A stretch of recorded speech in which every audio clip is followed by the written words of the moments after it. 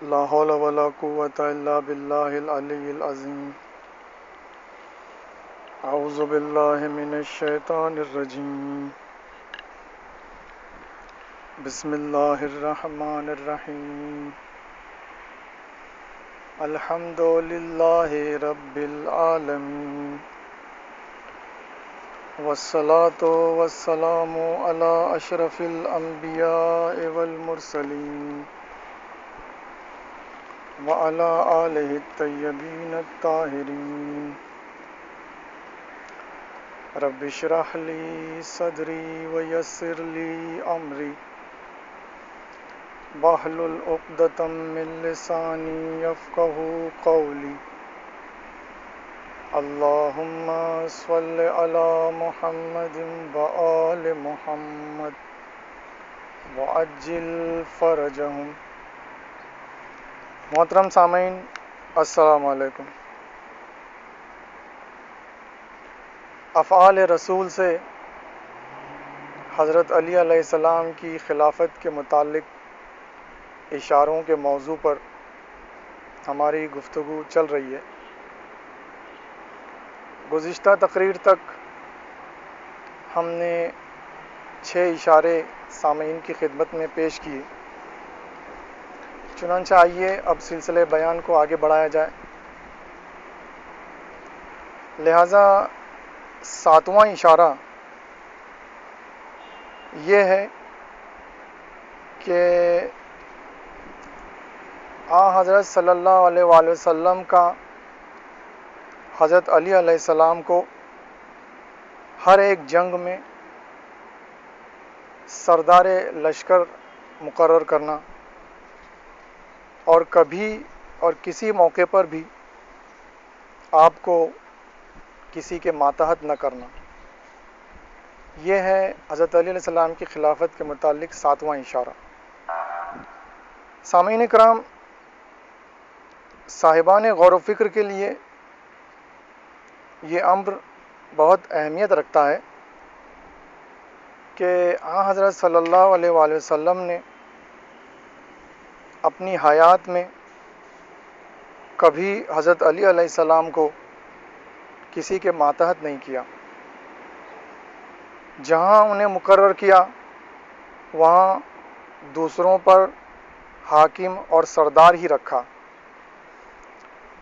اور یہی ولی امر کی شان ہے. جانشین رسول کبھی دوسروں کے ماتحت نہیں ہو سکتا. سامعین، ثبوت کے طور پر کچھ عبارتیں اب ہم آپ کی خدمت میں پیش کرتے ہیں. سب سے پہلی عبارت ہے علامہ ابن عبد البر کی، جو انہوں نے اپنی کتاب الاستیاب فی معرفت الاصحاب کے 2 والیوم کے پیج نمبر 470 پر، اور علامہ عبید اللہ امرتسری نے اپنی کتاب ارجح المطالب کے 4 چیپٹر کے پیج نمبر 697 پر درج کی ہے. روایت یہ ہے کہ عبداللہ ابن عباس سے مروی ہے کہ جناب علی مرتضیٰ علیہ السلام میں 4 صفات ایسی ہیں جو ان کے سوا کسی اور میں نہیں ہیں. وہ عرب و عجم میں پہلے شخص ہیں جنہوں نے جناب رسول خدا کے ساتھ پہلی نماز اسلام کی پڑھی. دوسرے یہ کہ ہر ایک جنگ میں حضرت کا علم ان کے ہاتھ میں تھا. تیسرے یہ کہ انہوں نے کسی جنگ میں فرار نہیں کیا، حالانکہ تمام صحابہ اکثر جنگ میں بھاگ گئے. چوتھے یہ کہ انہوں نے حضرت صلی اللہ علیہ وآلہ وسلم کو آخری غسل دیا اور قبر میں اتارا. یہ تھی پہلی عبارت جس کا حوالہ ہم پہلے ہی پیش کر چکے ہیں. اور دوسری عبارت ہے علامہ عبید اللہ امرتسری کی، جو انہوں نے اپنی کتاب ارجح المطالب کے 4 چیپٹر کے پیج نمبر 577 پر درج کی ہے. روایت یہ ہے، ثعلبہ ابن ابی مالک کہتے ہیں کہ ان ایام میں کہ جنگ نہیں ہوتی تھی، حضرت صلی اللہ علیہ وآلہ وسلم کا علم سعد ابن عبادہ کی تحویل میں رہتا تھا، لیکن ہر ایک موقع جنگ پر حضرت علی علیہ السلام اس علم کو اپنے ہاتھ میں لے لیتے تھے۔ سامعین، یہ تھی دوسری عبارت۔ اب آئیے تیسری عبارت ملاحظہ فرمائیں، جو کہ علامہ عبید اللہ امرتسری نے اپنی کتاب ارجح المطالب کے 4 چیپٹر کے پیج نمبر 577 پر درج کی ہے۔ آپ لکھتے ہیں، امام احمد ابن حنبل مناقب میں ابن عباس سے روایت کرتے ہیں کہ غزوہ بدر و دیگر کل لڑائیوں میں حضرت صلی اللہ علیہ وآلہ وسلم کے علم بردار حضرت علی علیہ السلام ہوا کرتے تھے۔ اور سامعین، چوتھی عبارت ہے حافظ محمد علی حیدر حنفی صاحب کی، جو انہوں نے اپنی کتاب سیرہ علویہ میں لکھی ہے۔ اس کے فرسٹ والیوم کے پیج نمبر 97 پر یہ عبارت درج ہے۔ آپ لکھتے ہیں کہ فتح مکہ کے دن بھی حضرت صلی اللہ علیہ وسلم کا علم حضرت علی علیہ السلام کے ہاتھ میں تھا۔ سامعین کرام، یہ تو آپ نے ملاحظہ کیا کہ ہر جنگ میں حضرت علی علیہ السلام سردار لشکر ہوا کرتے تھے، اور اس کی ثبوت کے طور پر ہم نے چند عبارتیں بھی آپ کی خدمت میں پیش کی۔ لیکن اس کے برخلاف حضرت ابو بکر اور حضرت عمر اکثر اوقات دیگر صحابہ کے ماتحت رکھے گئے۔ ثبوت کے لیے ہم صرف سریہ ذات السلاسل کی مثال پیش کریں گے۔ چنانچہ یہ روایت ملاحظہ ہو، جو کہ تاریخ طبری کے 3rd والیوم کے پیج نمبر 104 پر اور تاریخ حبیب السیر کے 1st والیوم کے پیج نمبر 60 پر اور تاریخ روضۃ الاحباب کے 1st والیوم کے پیج نمبر 281 پر اور علامہ ابن حجر عسقلانی نے اپنی کتاب فتح الباری فی شرح صحیح بخاری کے 8 والیوم کے پیج نمبر 59 پر یہ روایت درج کی ہے، جو اب ہم سامعین کی خدمت میں پیش کرنے جا رہے ہیں۔ روایت یہ ہے کہ عمرو ابن عاص نے حضرت صلی اللہ علیہ وآلہ وسلم سے امداد طلب کی، اور حضرت نے 200 آدمی، جن میں ابو بکر و عمر تھے، ابو عبیدہ بن الجراح کی ماتحتی میں مدد کے لیے روانہ کیے، اور یہ سب مل کر 500 آدمیوں کی فوج ہو گئی۔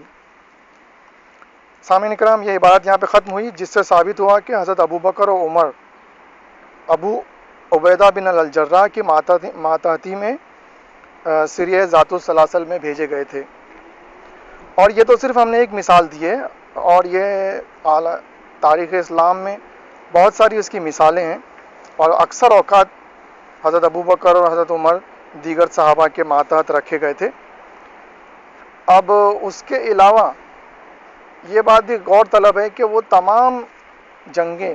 کہ جن میں حضرت علی علیہ السلام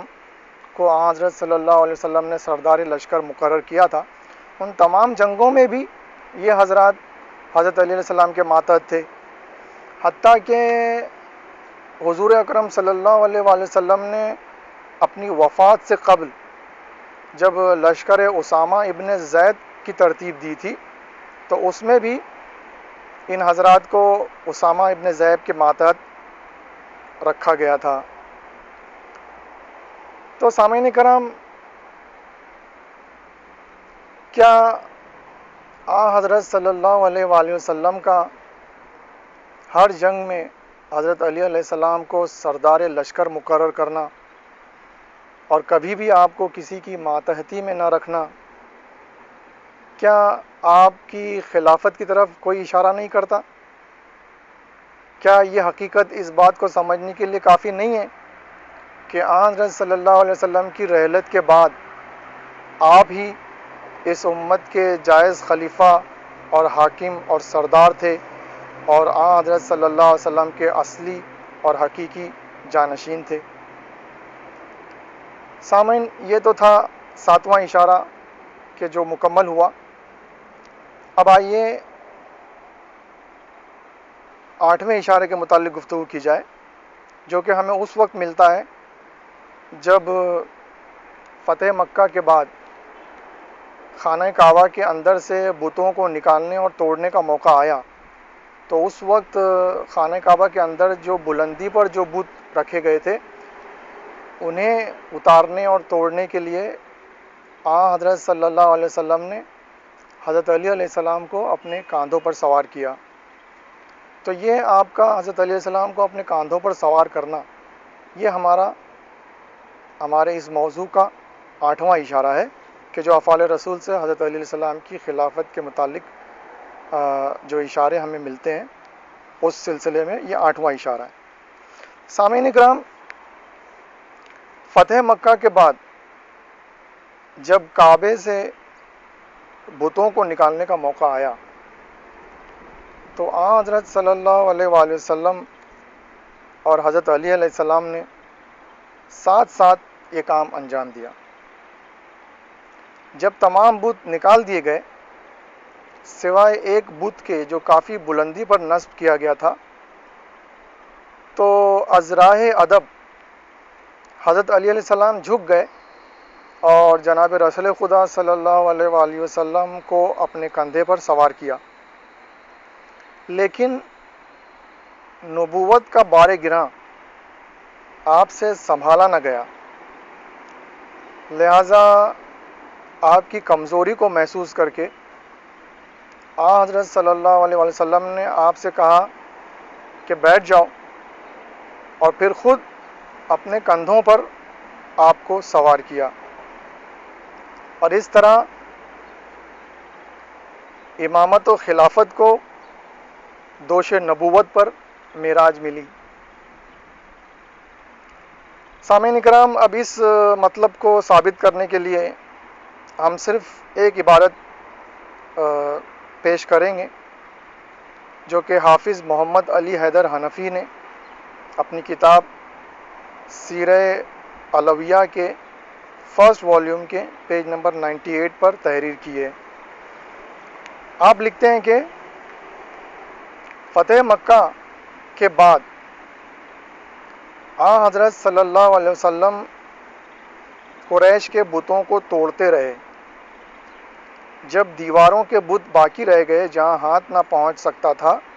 تو ان کے توڑنے کے لیے جناب امیر کو اپنے کندھے پر اٹھا کر حکم دیا کہ ان کو توڑ دو۔ شاہ ولی اللہ محدث دہلوی بحوالہ امام نسائی اس واقعے کو یوں لکھتے ہیں کہ جناب امیر فرماتے ہیں کہ میں اور حضرت صلی اللہ علیہ وآلہ وسلم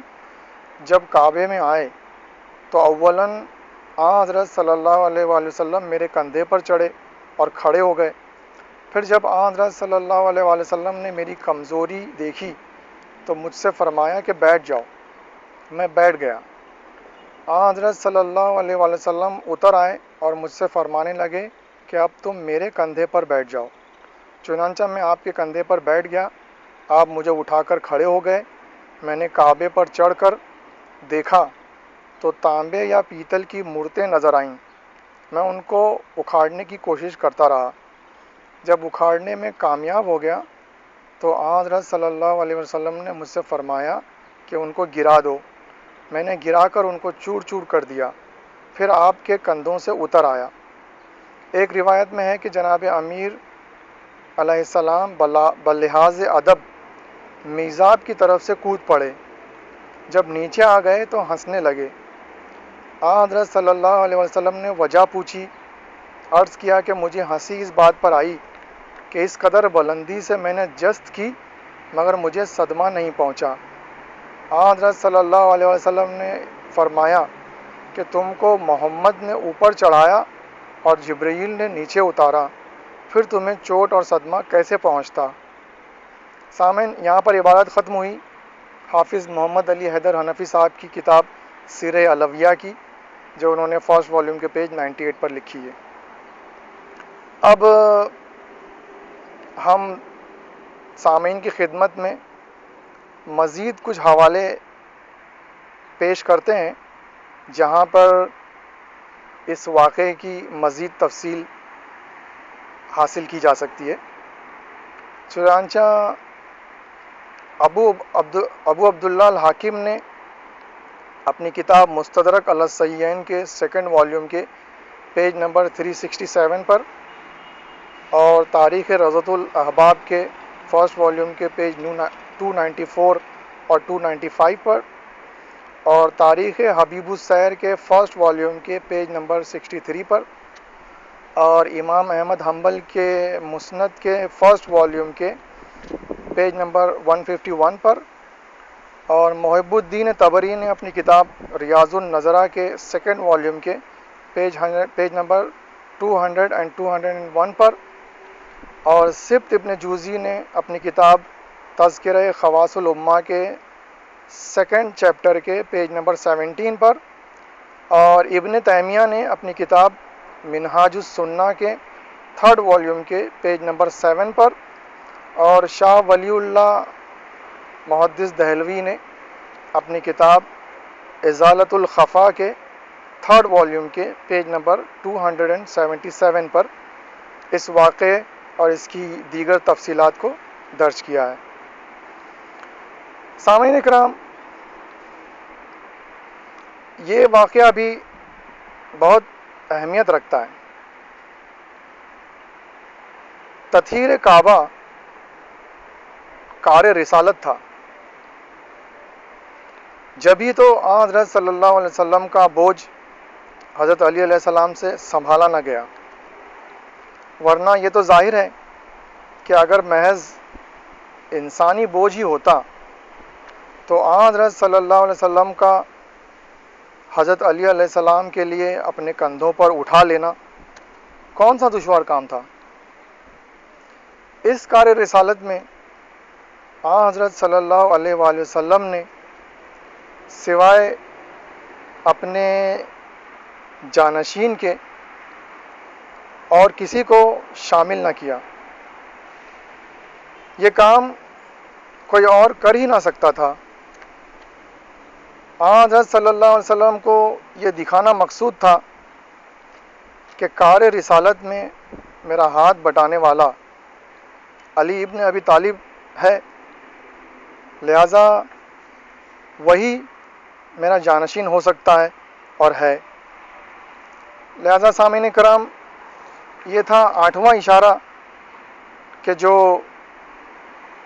حضرت علی علیہ السلام کی خلافت کے متعلق افعال رسول سے فراہم ہوتا ہے۔ اب آئیے 9ویں اشارے کے متعلق گفتگو کی جائے، اور یہ ہمیں اس وقت ملتا ہے جب سورہ برات کی چند آیتوں کی تبلیغ کا موقع آتا ہے، جو کہ سن 9 ہجری کے واقعات میں سے ہے۔ سامعین کرام، جب سورہ برات نازل ہوا تو حضرت صلی اللہ علیہ وسلم نے پہلے حضرت ابو بکر کو اس کی تبلیغ کے لیے ایام حج میں مکہ روانہ کیا۔ بعد میں ارشاد باری تعالیٰ کے مطابق ان کو معزول کر کے حضرت علی علیہ السلام کو اس کی تبلیغ کے لیے مامور کیا۔ حضرت ابو بکر واپس حضرت صلی اللہ علیہ وسلم کی خدمت میں آئے اور آپ سے اس معزولی کا سبب دریافت کیا۔ حضرت صلی اللہ علیہ وسلم نے ارشاد فرمایا کہ حکم نازل ہوا ہے کہ تبلیغ میں کروں یا میرے اہل بیت میں سے کوئی کرے۔ یہ واقعہ مسلم ہے اور اکثر کتب تاریخ اور احادیث میں درج ہے۔ چنانچہ اب ہم سامعین کی خدمت میں چند عبارات پیش کرتے ہیں۔ پہلی عبارت ہے، امام احمد ابن حنبل نے صحیح اسناد کے ساتھ انس بن مالک سے روایت کی ہے کہ جناب رسول خدا صلی اللہ علیہ وسلم نے سورہ برات کی آیات ابو بکر کو دے کر بھیجا۔ جب وہ ذوالحلیفہ تک پہنچے تو آپ نے فرمایا کہ کار تبلیغ یا میں کروں یا وہ جو مجھ سے ہے اور میرے اہل بیت سے ہے۔ پس آپ نے علی کو بھیجا۔ حضرت علی علیہ السلام کہتے ہیں کہ جب میں آیات سورہ برات کہ جب 10 آیات سورہ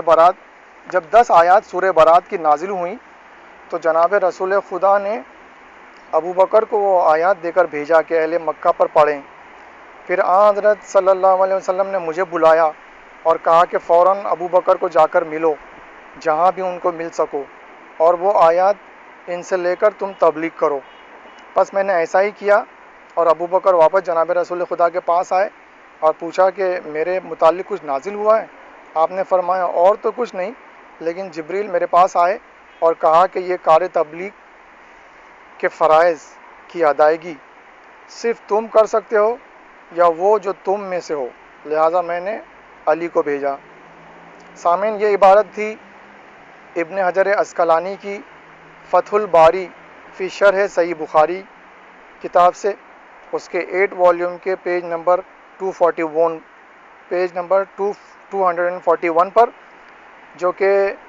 کتاب التفسیر سورہ برات کے ذیل میں انہوں نے درج کی ہے۔ اب آئیے دوسری عبارت ملاحظہ فرمائیں، جو کہ علی متقی نے اپنی کتاب کنز العمال کے فرسٹ والیوم کے پیج نمبر 246 پر درج کی ہے۔ وہ لکھتے ہیں، ابو بکر کے روانہ ہونے کے بعد جناب رسول خدا صلی اللہ علیہ وسلم نے علی سے فرمایا کہ جاؤ ابو بکر تک پہنچو، ابو بکر کو میرے پاس واپس کر دو اور تم خود اس سورے کی تبلیغ کرو۔ بس علی نے ایسا ہی کیا۔ جب ابو بکر واپس جناب رسول خدا کی خدمت میں حاضر ہوئے تو بہت روئے اور رو رو کر عرض کی کہ کیا میرے خلاف کوئی بات نازل ہوئی ہے؟ آپ نے فرمایا نہیں، خیریت ہے، لیکن مجھے حکم دیا گیا ہے کہ اس کی تبلیغ یا تو میں خود کروں یا وہ شخص کرے جو مثل میرے نفس کے ہو۔ یہ عبارت ختم ہوئی علی متقی کی، جو انہوں نے کنز العمال کے فرسٹ والیوم کے پیج 246 پر لکھی ہے۔ سامعین اکرام، یہ عبارتیں قابل غور ہیں۔ اس سے صاف ظاہر ہے کہ حضرت صلی اللہ علیہ وآلہ وسلم نے حضرت ابو بکر کو واپس ہی بلا لیا۔ یہ لیپا پوتی کہ انہوں نے امارت حج کے فرائض انجام دیے غلط ہے۔ امیر حج کا سب سے بڑا فرض یہی تبلیغ سورہ برات تھی۔ اس واقعے کی دیگر تفاصیل حاصل کرنے کے لیے ہم سامعین کی خدمت میں اب چند حوالے پیش کریں گے کہ جہاں پر اس واقعے کی دیگر تفاصیل حاصل کی جا سکتی ہیں۔ چنانچہ یہ حوالے کثیر تعداد میں ہیں سامعین، کیونکہ اب ہم اپنے موضوع کو مختصر کرنا چاہ رہے ہیں اور ہم ہر کتاب کی عبارت پیش نہیں کر سکتے، لہٰذا مثال کے طور پہ ہم نے یہ 2 عبارتیں پیش کی، اور انہی سے ملتی جلتی عبارتیں یہ مندرجہ ذیل اور ابھی جو ہم حوالے پیش کرنے جا رہے ہیں ان میں آپ کو مل جائیں گی، جو کہ یہ ہیں۔ ابن سعد نے اپنی کتاب طبقات الکبریٰ کے 2 والیوم کے پیج 121 پر، محب الدین طبری نے ریاض النظرہ کے 2 والیوم کے پیج 173 پر، حاکم نے مستدرک علی الصحیحین کے 3 والیوم کے پیج 133 پر، تاریخ ابی الفدا کے 1 والیوم کے پیج 150 پر، حسین دیار بکری نے اپنی کتاب تاریخ الخمیس کے 2 والیوم کے پیج 156 پر، تاریخ حبیب السیر کے 1 والیوم کے پیج 72 پر، اور صحیح بخاری کے 2 پارے میں پیج نمبر 238 پر۔ سامعین، جیسا کہ ہم اپنی کسی پچھلی مخصوص تقریر میں، جو کہ حضرت علی علیہ السلام کے فضائل کے متعلق تھی اور جو ہم صحیح بخاری شیعت در صحیح بخاری کے موضوع پر جو ہم نے تقاریر کی تھی، اس میں صحیح بخاری میں بھی یہ حدیث تبلیغ سورہ برات کی موجود ہے، اور وہاں پر ہم نے حوالے کے ساتھ میں وہ روایت اور حدیث پیش کی ہے، اور وہاں پہ ہم تفصیل سے تبصرہ بھی کر چکے ہیں۔ بہرحال یہاں پر ہم چونکہ مزید حوالے دے رہے تھے، اس لیے اس کو بھی ہم نے ذکر کر دیا۔ اس کے علاوہ علامہ جلال الدین سیوطی نے کتاب در منصور کے 3 والیوم کے پیج 209 اور 210 پر بھی، اور تاریخ کامل ابن اسیر کے 2 والیوم کے پیج 111 پر، اور تاریخ طبری کے 3 والیوم کے پیج 154 پر، اور ابن کثیر شامی نے جو کتاب لکھی البدایہ والنہایہ، اس کے 7 والیوم کے پیج نمبر 337 پر، اور شاہ ولی اللہ نے بھی اپنی کتاب قرۃ العینین کے پیج نمبر 118 اور 119 پر، اور تاریخ ابن خلدون کا جو اردو ترجمہ ہے اس کے 3rd والیوم کے پیج نمبر 222 سے لے کے 225 تک، اور سبت ابن جوزی نے تذکرہ خواص الامہ کے 2nd چیپٹر کے پیج نمبر 22 پر، اور صحیح ترمذی میں بھی یہ باتیں موجود ہیں جو کہ کتاب نمبر 44 اور حدیث نمبر 705 جو کہ 9ویں سورہ کے ذیل میں ہے۔ لہذا سامعین کرام، یہ تھے چند حوالے کہ جہاں سے اس تبلیغ سورہ برات کی آیات کے متعلق تفصیل حاصل کی جا سکتی ہے۔ سامعین کرام، یہ جو 9واں اشارہ ہے یہ بہت قابل غور ہے، کیونکہ اس میں ہم یہ دیکھ رہے ہیں کہ اس میں یہ واپس ایک ایسا اشارہ آ گیا کہ جہاں پہ براہ راست ان دو ہستیوں کا تقابل ہو رہا ہے، اور یہ دو ہستیاں منظر عام پر آ رہی ہیں، جس میں پہلے تو حضرت صلی اللہ علیہ وسلم حضرت ابو بکر کو بھیجتے ہیں، مگر پھر خدا کا حکم نازل ہوتا ہے جبریل کے توسط سے، خدا نے عالم ارشاد فرماتا ہے کہ یہ کام یا تو تم کر سکتے ہو یا تم میں سے ہو۔ اب اس حکم کے بعد حضرت صلی اللہ علیہ وسلم حضرت علی علیہ السلام کو روانہ کرتے ہیں۔ تو سامعین، ہم یہ چیزیں پہلے بھی اپنی اس تقریر میں پیش کر چکے ہیں، مگر یہاں پہ چونکہ موقع آ گیا تو اس کو چند حقائق کو دہرانا ضروری ہے۔ تو سب سے پہلی بات تو اس اشارے میں یہ ملتی ہے کہ باقاعدہ خدا و رسول کی طرف سے حضرت ابو بکر کو سورہ برات کی ابتدائی 10 آیات کی تبلیغ کا حق نہ دیا گیا۔ تو کیسے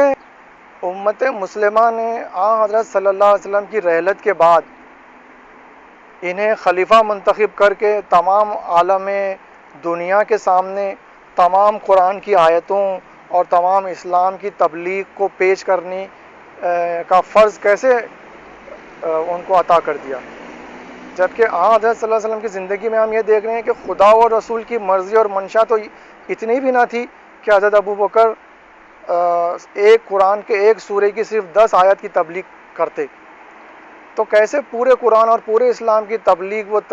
ترویج کا حق امت مسلمہ نے انہیں دے دیا حضرت صلی اللہ علیہ وسلم کی رحلت کے بعد؟ ایک بات۔ دوسری بات تو یہ کہ ہم اسی موقع پر اور اسی اشارے میں شب ہجرت کی طرح ہم یہاں پر دیکھ رہے ہیں کہ یہ دو ہستیاں ہیں کہ جن میں سے ایک ہستی کو معزول کیا جا رہا ہے اور ایک ہستی کو مقرر کیا جا رہا ہے، اور یہی دونوں ہستیاں بعد میں اسلام کے دو بڑے گروہوں کی قائد و سردار مقرر ہوئیں۔ لہٰذا اب ہمیں یہاں سے خود ٹھنڈے دل سے غور کرنا ہے اور دیکھنا ہے کہ کون اس قابل تھا کہ جسے حضرت صلی اللہ علیہ وسلم کا خلیفہ و جانشین مانا جاتا آپ کے فوراً بعد۔ اور اس کے علاوہ اسی اشارے میں اور اسی حدیث و روایت میں ایک بات اور بھی سامنے آتی ہے، وہ یہ کہ یہ جملہ کہ اس کی تبلیغ وہ صرف آپ کر سکتے ہو یا وہ جو آپ جیسا ہو، آپ سے ہو۔ لہٰذا یہی وجہ ہے کہ صحیح بخاری میں حضرت علیہ السلام کے فضائل کے متعلق جو حدیثیں درج ہے اس میں سے یہ بھی ہے کہ انتا منی و انا منکا، تم مجھ سے ہو اور میں تم سے ہوں۔ یہ حضرت صلی اللہ علیہ وسلم کی حدیث مبارک ہے جو حضرت علیہ السلام کے متعلق، تو جس سے یہ بات ثابت ہوتی ہے کہ آپ حضرت صلی اللہ علیہ وسلم کے مثل تھے، آپ ان سے تھے، اور لہٰذا کار تبلیغ اور کار رسالت کا اہتمام اور آپ صلی اللہ علیہ وسلم کی رحلت کے بعد میں اسلام اور قرآن کی تبلیغ اور ترویج اور آپ کی نیابت و جانشینی کا حق اور آپ کے خلیفہ بننے کا حق سوائے حضرت علی علیہ السلام کے اور کسی کا بھی نہیں تھا۔ لہذا سامعین، یہاں پر ہماری آج کی تقریر ختم ہو رہی ہے، اور الحمدللہ آج کی تقریر میں ہم نے افعال رسول سے حضرت علی علیہ السلام کی خلافت کے متعلق 3 اشارے سامعین کی خدمت میں پیش کیے، اور انشاءاللہ آئندہ تقریر میں سلسلے بیان کو آگے بڑھایا جائے گا اور مزید اشارے سامعین کی خدمت میں پیش کیے جائیں گے۔ وما علینا الا البلاغ المبین والحمد للہ رب العالمین۔ والسلام علیکم ورحمۃ اللہ وبرکاتہ۔